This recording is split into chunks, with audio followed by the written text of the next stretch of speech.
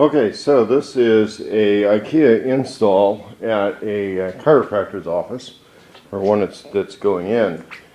And what we're doing is it's an office built-in, pretty common, very popular for this sort of stuff because it's clean, it's square, it's stylish, it's the current stuff. And what we do is a combination of house and kitchen install. For example, we've got upper kitchen cabinets in here on the office, which is entirely normal.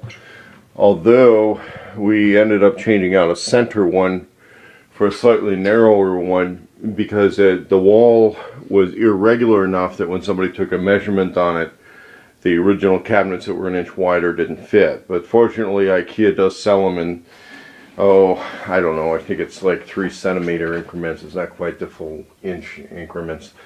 But anyway, you end up with a little gap on one side that's normal. But down here, with the same measurements, we ended up with being able to go with the original width. And that's because the wall was only a ½ inch narrower at the top than the bottom.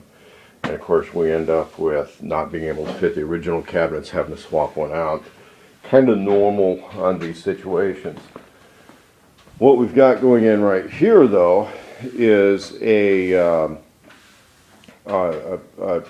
service island sort of a thing, where the design specification needed a taller cabinet to be like a service counter, and the normally base cabinets don't come that tall. So what the people who started this did was they got the idea of ordering and using upper kitchen cabinets. Now, upper kitchen cabinets aren't as substantially built as lowers.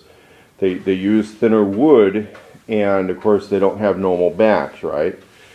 But you can get cladding pieces in these sizes because they do standard sizing. So what we're doing here is we're using some carpentry skills and some added wood. We build these relatively normally. We use extra screws to attach them together. There's no leg attachments for those, and they're really too flimsy to go with a regular leg attachment, so I built a wooden base for the whole thing and basically the footprint of the cabinet, and then we clad that with the baseboard trim on there from IKEA that was screwed from the other side before everything was attached. Now those little ends, there's an iron-on thing that they have for covering up those little cut ends. Some of the things that sometimes can't be avoided on something like this is a little spacing between the doors, but I can make little adjustments on that. To get the back cladding on these, which is normally side cladding on bigger cabinets, what we do is we take some relatively common, just under ½ inch OSB, we staple those from the other side, and then we drill pilot holes for the screws, because you don't want the screw to be trying to drill its own way through this stuff. You want to give it a little start. But when you're using, let's say, putting the cladding on the side pieces, they like you to use the same holes that are used for the mounting points for the drawers or the little cabinet hinges. Those holes tend to be a little bit too big. You just won't get any grab. So I like to do a slightly smaller hole that's away from those, so I don't get part way through the installation and then find out I had screws sticking where they shouldn't. If you're going into a drawer area, you might as well just have a screw that shoots all the way through, because it's going to grab better, because that front little tip of the screw it doesn't hold anything, so you just want to get that outside into another piece of wood. Occasionally it shoots all the way through and you get a little bit of this. That's where it's going to happen. It's the inside of a cabinet.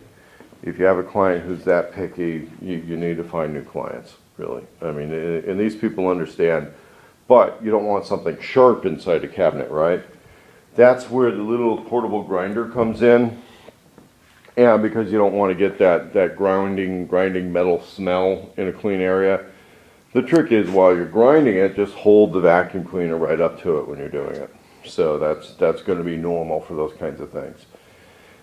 The other thing, of course, is making sure it's all screwed down to the cabinet base. The cabinet base doesn't need to be a super high precision thing, but you know, it needs to be relatively solid. And then here, using the concrete anchor screws, not the great big turn bolt, just the blue screws to hold that onto the floor so that it doesn't you know, get moved around. Although there's a little shift to it, as we add more cladding and material and the countertops, it all ties together and gets stronger.